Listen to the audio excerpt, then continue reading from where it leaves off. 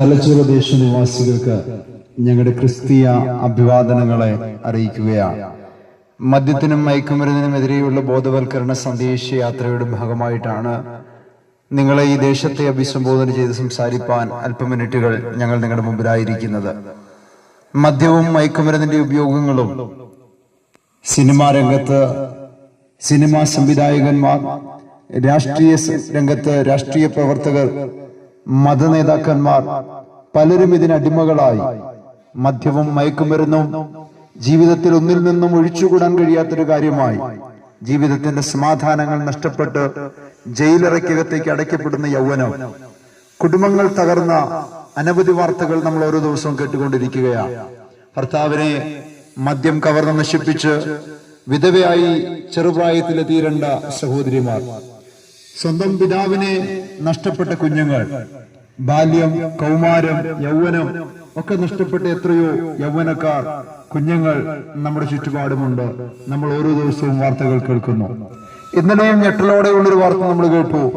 ഭർതൃഗൃഹത്തിൽ 2 കുഞ്ഞുങ്ങളുടെ അമ്മയായിരിക്കുന്ന ചെറുപ്പക്കാരി സഹോദരി, ജീവിക്കാനുള്ള സ്വപ്നത്തോടെ ഒരു പുരുഷന്റെ കൂടെ ജീവിക്കാൻ വേണ്ടി ഇറങ്ങിത്തിരിച്ച ചെറുപ്പക്കാരി, 2 കുഞ്ഞുങ്ങൾക്ക് ജന്മം കൊടുത്ത പ്രിയ സഹോദരി, ഭർതൃവീട്ടിൽ സ്വന്തം ഭർത്താവിന്റെയും ഭർതൃമാതാവിന്റെയും പീഡനങ്ങൾക്കിരയായി പട്ടിണി കിടന്ന് മരിച്ച ഒരു കൊച്ചു കേരളത്തിലെ വാർത്ത നമ്മൾ ഇന്നലെ കേട്ടു.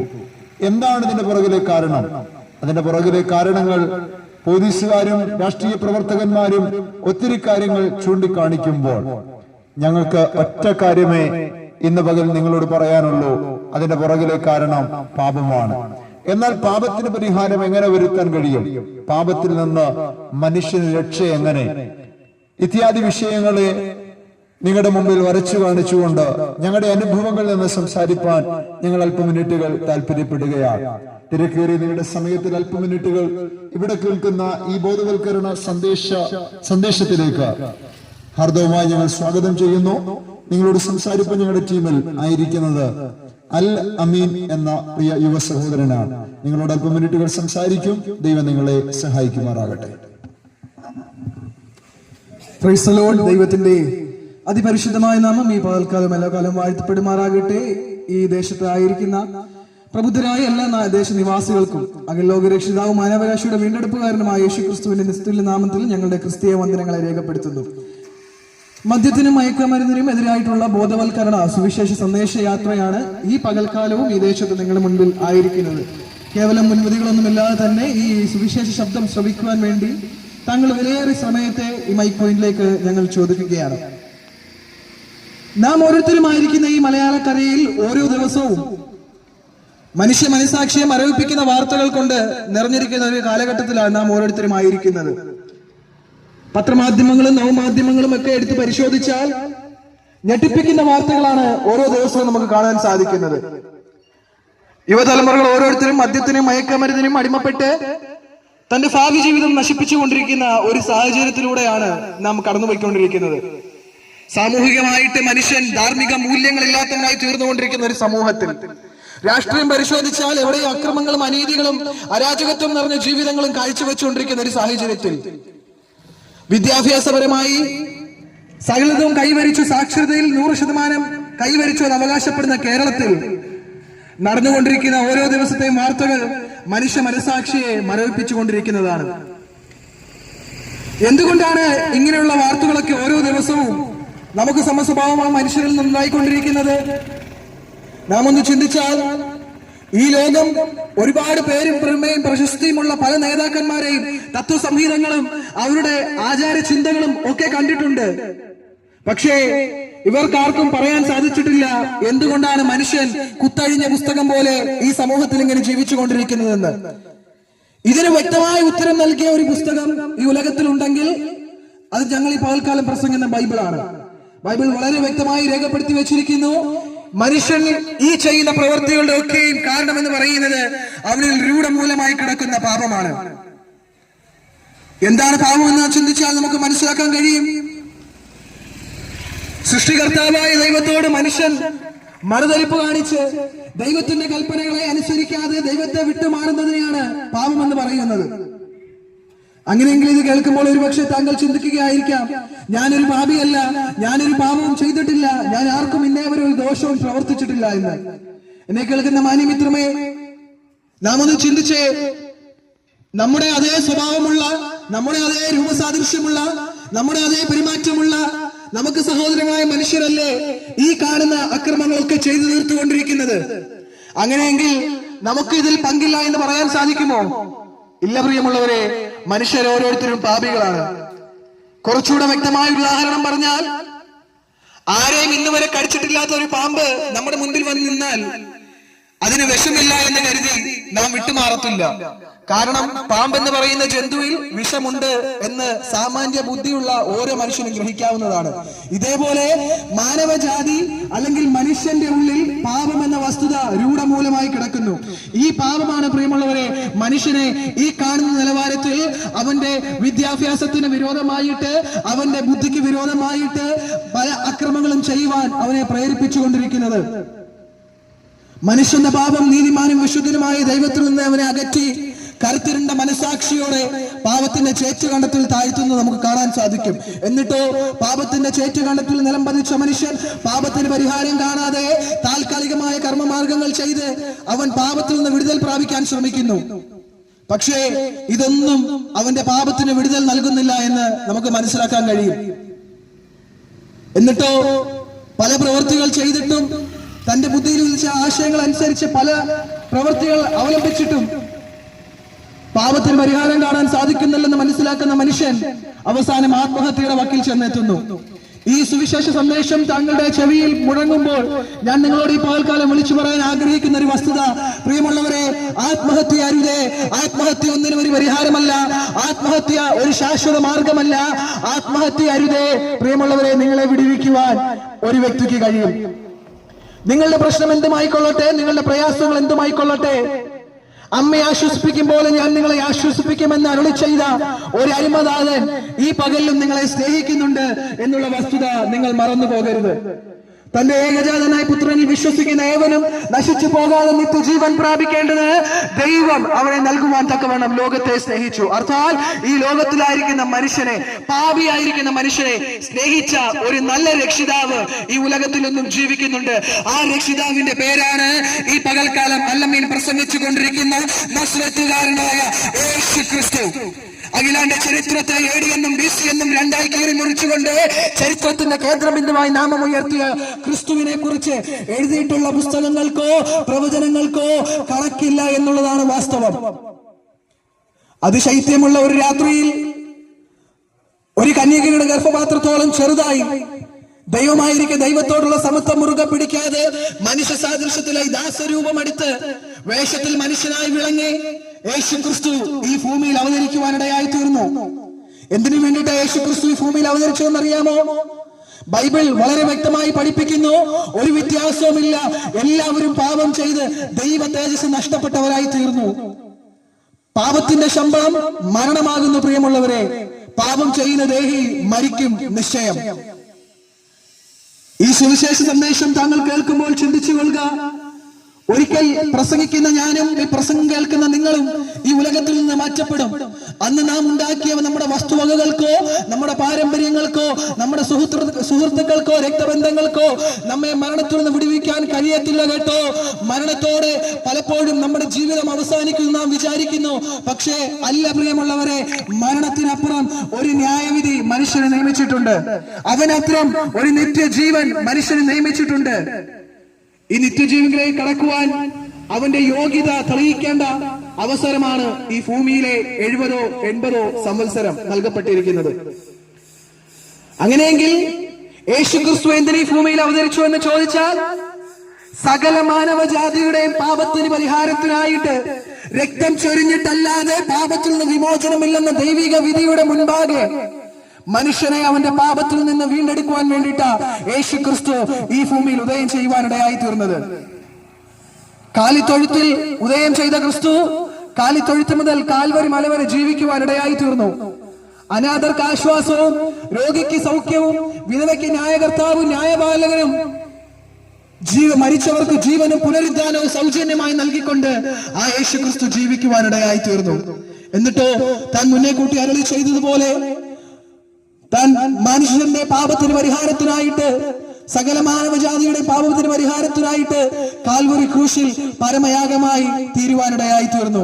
പക്ഷേ മരണം കൊണ്ട് പല ലോക നേതാക്കന്മാരുടെയും പല മനുഷ്യരുടെയും കല്ലറകൾ, പല മനുഷ്യരുടെയും ഉപദേശങ്ങൾ, പല മനുഷ്യരുടെയും ജീവിതം അവസാനിക്കുമ്പോൾ മരണത്തെ വെല്ലുവിളിച്ച് മരണത്തെ ഉയർത്തെഴുന്നേറ്റ ഒരു വ്യക്തിയുണ്ടെങ്കിൽ അത് ഈ പകൽക്കാലം അല്ലമീൻ പ്രസംഗിച്ചു കൊണ്ടിരിക്കുന്ന യേശുക്രിസ്തു മാത്രമാണ്. പ്രിയമുള്ളവരെ, ഒരു പാരമ്പര്യ മുസ്ലിം കുടുംബത്തിൽ ജനിച്ച് വളർത്തപ്പെട്ട അല്ലമീൻ എന്തിനീ പകൽക്കാലം ഇവിടെ വന്ന് യേശുക്രിസ്തുവിനെ പ്രസംഗിക്കുന്നെന്ന് ചോദിച്ചാൽ ഒറ്റ ഉത്തരമേ ഉള്ളൂ: എന്നെ വിടുവിച്ച ക്രിസ്തുവിനെ നിങ്ങളെയും വിടുവിക്കാൻ സാധിക്കും. എന്നെ രക്ഷിച്ച കർത്താവിന് നിങ്ങളെയും രക്ഷിക്കാൻ സാധിക്കും. താങ്കളുടെ വിഷയം എന്തുമായിക്കൊള്ളട്ടെ, കുടുംബ തകർച്ചയിലായിക്കൊള്ളട്ടെ, രോഗത്തിലായിക്കൊള്ളട്ടെ, മദ്യത്തിനും മയക്കുമരുന്നിനും അടിമപ്പെട്ട് സമൂഹം ഒറ്റപ്പെടുത്തി ഇവിടം കൊണ്ട് സകലതും അവസാനിച്ചു, ഇനി ആത്മഹത്യ അല്ലാതെ മറ്റൊരു വഴിയില്ല എന്ന് ചിന്തിച്ചിരിക്കുന്ന വ്യക്തി ജീവിതമായിക്കൊള്ളട്ടെ, സഹോദര സഹോദരി, മാതാവേ പിതാവേ, യേശു ക്രിസ്തു നിങ്ങളെ സ്നേഹിക്കുന്നുണ്ട്. യേശു ക്രിസ്തു നിങ്ങളെ തേടി വരുന്നുണ്ട്. ഇതാ ഞാൻ വാതിൽക്കൽ നിന്ന് മുട്ടുന്നു. ആരെങ്കിലും എന്റെ ശബ്ദം കേട്ട് വാതിൽ തുറന്നാൽ ഞാൻ അവന്റെ അടുക്കൽ ചെന്ന് അവനോടും അവൻ എന്നോടും കൂടെ അത്താഴം കഴിക്കുമെന്ന് ബൈബിൾ വളരെ വ്യക്തമായി രേഖപ്പെടുത്തി വെച്ചിരിക്കുന്നു. ഈ സുവിശേഷ സന്ദേശം താങ്കളുടെ ഹൃദയ കവാടത്തോട് മുട്ടിക്കൊണ്ടിരിക്കുക. താങ്കളുടെ ഹൃദയത്തെ ക്രിസ്തുവിനെ പ്രവർത്തിക്കുവാൻ വേണ്ടി ഒരു തവണ തുറന്നു കൊടുക്കുവാനിടയായി തീരുമോ?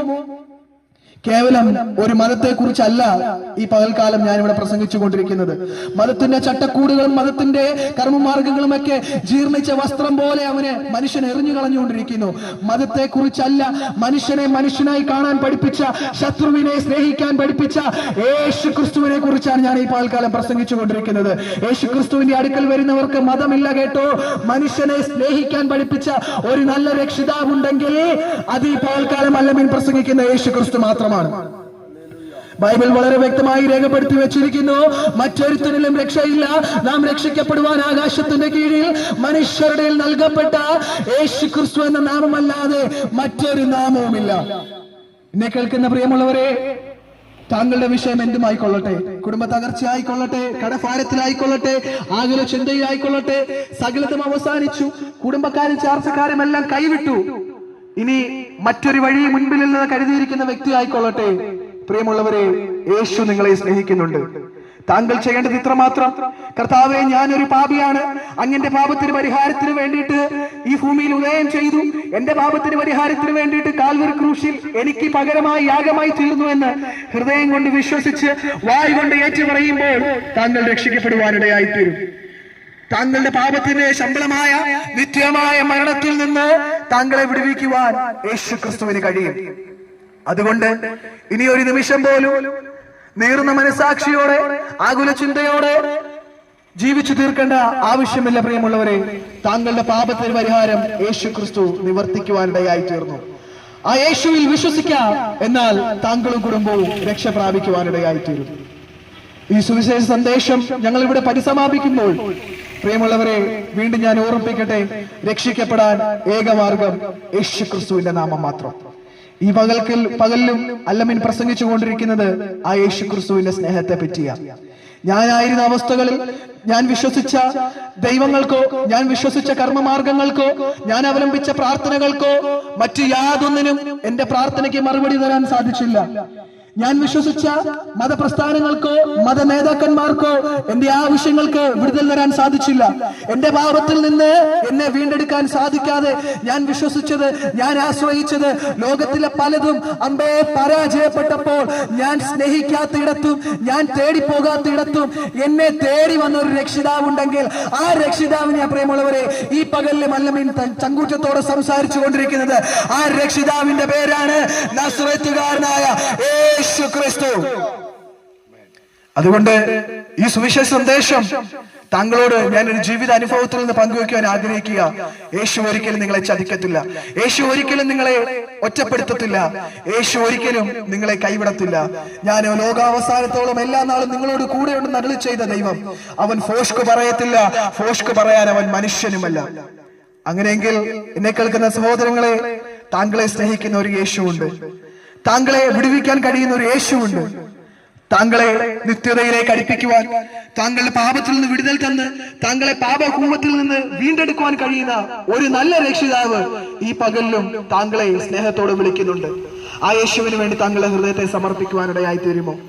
ഒരേ ഒരു തവണ കർത്താവ് എന്റെ ജീവിതത്തിൽ പ്രവർത്തിക്കാൻ, എന്റെ ജീവിതത്തിൽ ഈ വിഷയത്തിന്റെ മേൽ, എന്റെ കുടുംബ ഭാരത്തിന്റെ മേൽ, കുടുംബ തകർച്ചയുടെ മേൽ, ആകുലതയുടെ മേൽ, നിരാശയുടെ മേൽ എന്നെ ഒന്ന് വിടുവിക്കാൻ അവിടുന്ന് കഴിയുമോ എന്ന് ആ ക്രിസ്തുവിനോടൊന്ന് ചോദിക്കാമോ? പ്രിയമുള്ളവരെ, ആ ദൈവത്തിന് വേണ്ടിയിട്ട് നമ്മുടെ ഹൃദയത്തെ ഒന്ന് സമർപ്പിക്കാമോ? നിശ്ചയമായും അതിക്രമത്താലും പാപത്താലും മതിച്ചിരിക്കുന്ന നമ്മുടെ ഓരോരുത്തരുടെ ഹൃദയത്തെ യേശു ക്രിസ്തുവിന്റെ കാൽവരി ക്രൂശിലെ പുണ്യാഹ രക്തത്താൽ കഴുകി ശുദ്ധീകരിച്ച് ഉള്ളിൽ ദൈവിക സമാധാനം നൽകി കുടുംബത്തിന് കൊള്ളാവുന്നവനായി, സമൂഹത്തിന് കൊള്ളാവുന്നവനായി, ചാർച്ചക്കാർക്ക്, ബന്ധുക്കൾക്ക് കൊള്ളാവുന്നവനായി ഒരു നല്ല വ്യക്തിത്വത്തിനുടമയാക്കി മാറ്റുവാൻ യേശു ക്രിസ്തുവിന് സാധിക്കും. ആ യേശു ക്രിസ്തുവിന്റെ സ്നേഹത്തിന് മുൻപാകെ നമ്മെ തന്നെ സമർപ്പിക്കാമെന്ന ആഹ്വാനത്തോടെ എന്റെ വാക്കുകൾക്ക് വിരാമം കുറിക്കുന്നു. ഇത്രത്തോളം ഞങ്ങളെ ശ്രവിച്ചിരുന്ന എല്ലാ മാന്യ സഹോദരങ്ങൾക്കും, ഇവിടെ ബിസിനസ് ചെയ്യുന്ന വ്യാപാരം ചെയ്യുന്ന പ്രിയ സഹോദരങ്ങൾക്കും വേഗം വരുന്ന യേശു ക്രിസ്തുവിന്റെ നിസ്തുല്യ നാമത്തിലുള്ള സ്നേഹവന്ദനങ്ങളെ നന്ദിയെ രേഖപ്പെടുത്തിക്കൊണ്ട് വാക്കുകൾക്ക് വിരാമം കുറിക്കുവാൻ ആഗ്രഹിക്കുന്നു. ദൈവം നമ്മെ അനുഗ്രഹിക്കുമാറാകട്ടെ. ഞങ്ങളിപ്പോൾ നിങ്ങൾക്ക് വേണ്ടി പ്രാർത്ഥിക്കാൻ പോവുകയാണ്. പരിശുദ്ധ ദൈവമേ, സ്വർഗ്ഗം നല്ല കർത്താവേ, ഈ ദേശത്ത് കടന്നു വരുവാനും മാറ്റമില്ലാത്ത അങ്ങയുടെ വചനം ഈ ദേശവാസികളോട് പ്രഘോഷിപ്പാൻ ഇന്ന് പൽക്കാലം ദൈവം ഒരുക്കിയ കൃപയ്ക്കായി സ്തോത്രം ചെയ്യുന്നു. ഈ ശബ്ദപരിധിക്കുള്ളിൽ ഞങ്ങളെ ശ്രമിച്ച എല്ലാ പ്രിയപ്പെട്ടവരെയും ദൈവകരങ്ങളിലേക്ക് ഏൽപ്പിച്ച് കർത്താവെ പ്രാർത്ഥിക്കുന്നു. അവർ ഏത് വിഭാഗത്തിൽപ്പെട്ടവരായിക്കൊള്ളട്ടെ, ആരെങ്കിലും ഭാരത്തിലോ പ്രയാസത്തിലോ ദുഃഖത്തിലോ വേദനയിലോ ആയിരിക്കുന്നുവെങ്കിൽ ദൈവമേ അങ്ങ് സൗഖ്യം നൽകുമാറാണമേ, അങ്ങ് ആശ്വസിപ്പിക്കുമാറാണമേ, അങ്ങയുടെ സമാധാനത്തിന്റെ അലലെ ഭുജം അവർക്ക് വേണ്ടി വെളിപ്പെടുമാറാണമേ എന്ന് കർത്താവെ പ്രാർത്ഥിക്കുന്നു. ഈ ദേശത്ത് വാഹനം ഓടിക്കുന്ന എല്ലാ പ്രിയപ്പെട്ടവർക്കുമായി സ്തോത്രം. ബിസിനസ് മേഖലയിലായിരിക്കുന്ന എല്ലാ സഹോദരങ്ങളെ ഏൽപ്പിച്ച് പ്രാർത്ഥിക്കുന്നു. എല്ലാവരെയും അങ്ങ് അനുഗ്രഹിക്കുമാറാണമേ. ഇത്രത്തോളം അലലിയ അവർ ക്ഷമയോടെ ഈ വചനം കേട്ടുവല്ലോ, അത് നീതിയെ കണക്കെടുമാറാണമേ എന്ന് കർത്താവെ പ്രാർത്ഥിക്കുന്നു. പിതാവിന്റെയും പുത്രന്റെയും പരിശുദ്ധാത്മാവിന്റെ നാമത്തിൽ ഈ ദേശനിവാസികളെ ഞങ്ങൾ അനുഗ്രഹിച്ച് പ്രാർത്ഥിക്കുന്നു. അനുഗ്രഹ വിഷയമാക്കണം. മഹത്വം തിരുമേനിക്കുകയും കർത്താവായ യേശുക്രിസ്തു മൂലം ഞങ്ങളുടെ പ്രാർത്ഥന കേൾക്കണമേ. സ്വർഗ്ഗം നല്ല പിതാവേ, ആമേൻ. യേശുക്രിസ്തു പാപികളെ രക്ഷിക്കുന്നു. യേശുക്രിസ്തു രോഗികളെ സൗഖ്യമാക്കുന്നു. യേശുക്രിസ്തു പരിശുദ്ധാത്മാവിനെ ദാനമായി നൽകുന്നു. യേശുക്രിസ്തു രാജാതിരാജാവായി വേഗം വരുന്നു. ആകാൽ ദേശമേ ഇതിന്റെ ദൈവത്തെ ഒരുങ്ങിക്കൊള്ളുക. ഹല്ലേലൂയ, ഹല്ലേലൂയ, ഹല്ലേലൂയ. ആമേൻ. കർത്താവേ വേഗം വരണമേ. ഇത്രത്തോളം ഞങ്ങളെ ക്ഷമയോട് ശ്രമിച്ച എല്ലാ പ്രിയപ്പെട്ടവരെ ഞങ്ങളുടെ സ്നേഹവന്ദനത്തെയും നന്ദിയും അറിയിക്കുന്നു. കർത്താവ് നിങ്ങളെ ധാരാളമായി അനുഗ്രഹിക്കുമാറാകട്ടെ. ആമേൻ.